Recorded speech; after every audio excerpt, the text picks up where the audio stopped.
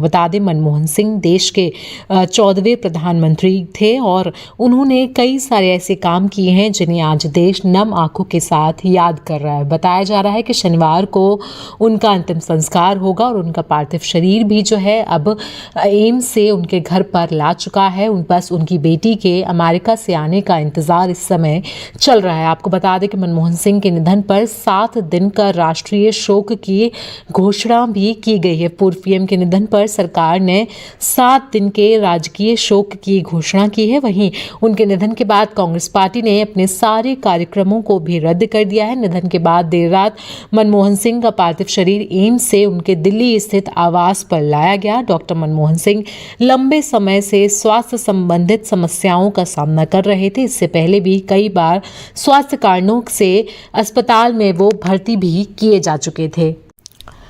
तो लगातार आपको मनमोहन सिंह से जुड़ी हमें हर एक अपडेट दे रहे हैं, कैसे आज लोग उन्हें याद कर रहे हैं। वो एक बहुत बड़े इकोनॉमिस्ट माने जाते थे। भारत में आर्थिक वृद्धि को लाने के लिए उनका बहुत बड़ा हाथ है। उन्होंने कई सारी ऐसी योजनाएं गरीबों के लिए, किसानों के लिए, युवाओं के लिए शुरू की थी जो देश आज याद कर रहा है। आपको बता दें कि पूर्व प्रधानमंत्री मनमोहन सिंह का जन्म अविभाजित पंजाब, जो इस समय पाकिस्तान में है, वहाँ के एक गाँव में हुआ था। उनके परिवार ने विभाजन की त्रासदी भी झेली थी।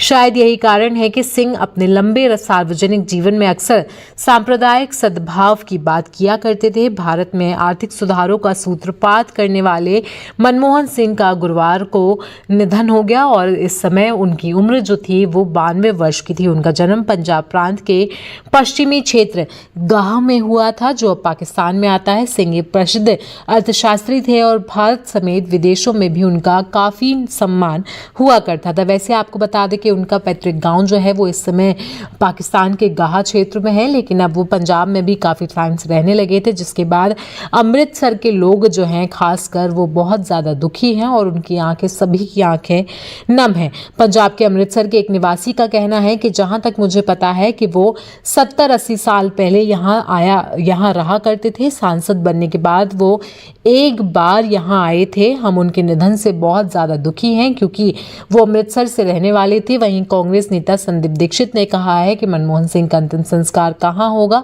अभी परिवार इस पर विचार कर रहा है। अभी कार्यक्रम तय नहीं हुआ है। उनकी बेटी विदेश से आ रही हैं और दोपहर या शाम तक वो दिल्ली आ जाएंगे। उसके बाद ही सब कुछ तय होगा कि आखिरकार उनका अंतिम संस्कार कब होगा। लेकिन उम्मीद जताई जा रही है कि उनका अंतिम संस्कार जो है वो कल यानी कि शनिवार को होने वाला है। इसी बीच सरकार ने भी जो है 7 दिन के राजकीय शोक की घोषणा पहले ही कर दी है। डॉक्टर मनमोहन सिंह का राजनीति में आने का बहुत किस्सा जो है वो रोचक है। आपको बता दें कि राजनीति में उन्हें द एक्सीडेंटल प्राइम मिनिस्टर के नाम से भी जाना जाता था।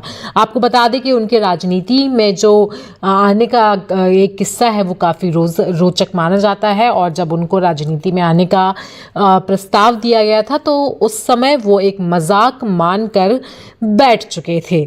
लगातार आपको उनसे जुड़ी हम बहुत सारी अपडेट्स बता रहे हैं, कैसे मनमोहन सिंह राजनीति में आए, कैसे उन्होंने अपने 10 साल के प्रधानमंत्री के कार्यकाल को पूरा किया। उन्होंने राज्यसभा अगस्त 2023 में उन्होंने फाइनली रिटायरमेंट ले लिया था और उसके बाद वो अपने घर पर ही रहा करते थे। आपको बता दें कि साल 1990 में मनमोहन सिंह साउथ कमीशन के सेक्रेटरी जनरल के रूप में अपना काम करने भारत आए थे। उन्होंने वीपी सिंह की सरकार की टॉप इकोनॉमी पॉलिसी टीम का वो हिस्सा बने। फिर पीएम ने सिंह को अपने आर्थिक सलाहकार परिषद का अध्यक्ष बनने के लिए कहा था। उन्होंने ये पद स्वीकार भी कर लिया, लेकिन पहले ही वीपी की सरकार गिर गई। इसके बाद कांग्रेस के समर्थन से चंद्रशेखर की सरकार आई। चंद्रशेखर ने डॉक्टर मनमोहन सिंह को प्रधानमंत्री कार्यकाल में आर्थिक सलाहकार का पद दे दिया। उसके बाद 1991 में चंद्रशेखर की सरकार भी गिर गई। इस समय यूजीसी यानी कि विश्वविद्यालय अनुदान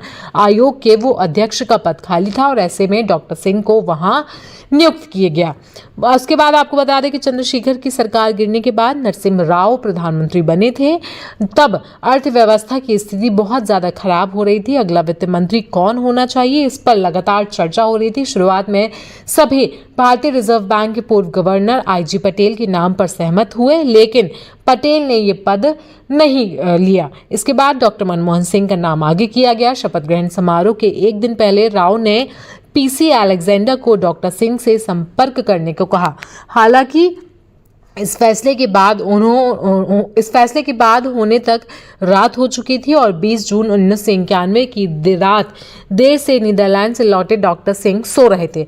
अलेक्जेंडर ने उन्हें फ़ोन किया और बताया कि वो तुरंत उनसे मिलना चाहते हैं। इसके बाद रात में ही अलेक्जेंडर जो है मनमोहन सिंह के घर पहुंचे और राव की सरकार में वित्त मंत्री बनने के लिए प्रस्ताव सामने रखा।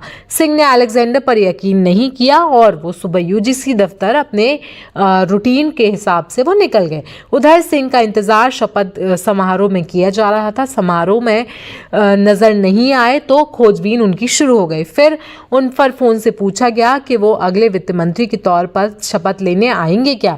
सिंह को विश्वास नहीं हुआ। फिर उनसे कहा गया कि वो घर जाकर तैयार होकर शपथ समारोह में शामिल हों और फिर इसके बाद अशोक हॉल में मौजूद अधिकांश लोगों को ये देखकर आश्चर्य हुआ कि सिंह तैयार होकर पहली कतार में कुर्सी पर बैठे थे। समारोह में सिंह को वित्त मंत्रालय का पद नहीं सौंपा गया। हालांकि शपथ समारोह के बाद उन्हें बतौर वित्त मंत्री नॉर्थ ब्लॉक ऑफिस में काम शुरू करने के लिए कहा गया। बाद में विज्ञप्ति जारी की गई कि मनमोहन सिंह को आधिकारिक तौर पर वित्त मंत्रालय दिया जा रहा है। तो हमने आपको बताया कि कैसे आखिरकार राजनीति में उनकी एंट्री हुई। जब उन्हें वित्त मंत्रालय का ऑफर दिया गया तो उनको यकीन नहीं हुआ कि आखिरकार ये ऑफर मेरे लिए, और उन्होंने उस बात को मजाक के तौर पर जाने दिया।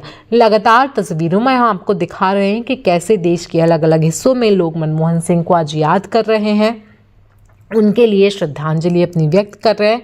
और सरकार पहले ही 7 दिन के राजकीय शोक की घोषणा कर चुकी है। अमेरिका से उनकी बेटी के आने का इंतजार हो रहा है, जिसकी वजह से अभी अंतिम संस्कार का कार्यक्रम जो है वो तय नहीं है, लेकिन माना जा रहा है कि शनिवार को अंतिम संस्कार होगा, लेकिन ये दिल्ली में होगा।